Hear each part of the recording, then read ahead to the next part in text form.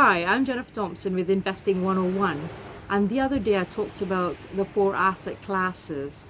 Now, the proportion at which you invest in each and every one of them, each and every one of those asset classes, is dependent on 3 things. The first one is, what are you investing for? What are you investing for also includes what is your time horizon for those investments. So the longer you're able to keep that money aside or keep that money invested means the more able you are to have assets that have more volatility. So if you're thinking that you're investing for retirement, and retirement is not for another 15 to 20 years, then you should have more money set aside in equities or alternative investments, because you have a long-term time horizon.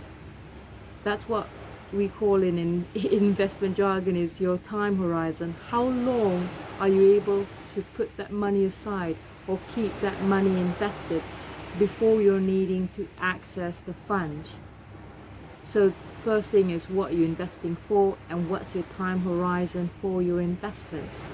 If you're investing for, let's say, a down payment on a house that you want in 2 years' time, then you should not be investing in equities or alternative investments.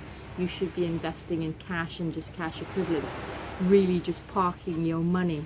So the first thing that influences how you invest or what you invest in should be, what is the money for, what are you investing for, and what's your time horizon for those investments. The second thing that influences how you invest or what you invest in is also your risk tolerance, your tolerance for volatility.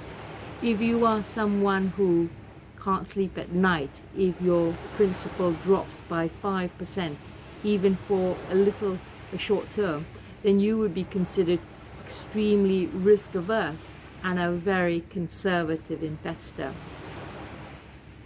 So if your risk tolerance is more moderate, where you're saying, I'm willing to see my investments fluctuate in value in the interim, knowing that over time they will recover and in fact do quite well, then you might be more willing to have more of your investments in equities and maybe some in alternative investments. If you're a very aggressive investor, maybe you're someone who's extremely sophisticated and a very aggressive investor, then you'd be quite happy to have more of your long-term investments in equities and alternatives. But even if you're an extremely aggressive investor, if your time horizon is really short,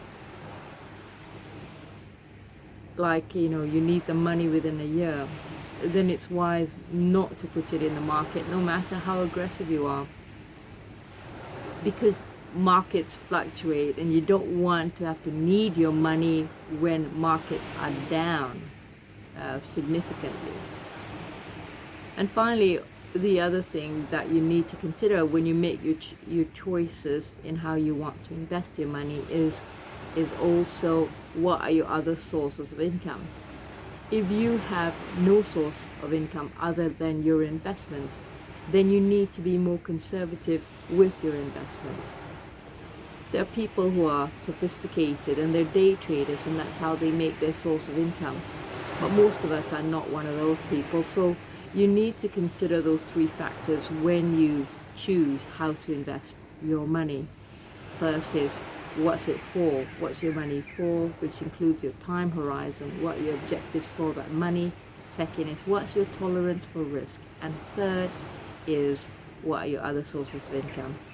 I'm Jennifer Thompson. Please like, subscribe on my YouTube channel, and if there's any other aspects to investing or money that you'd be interested in talking about, please write to me in the comment section, and have a great day.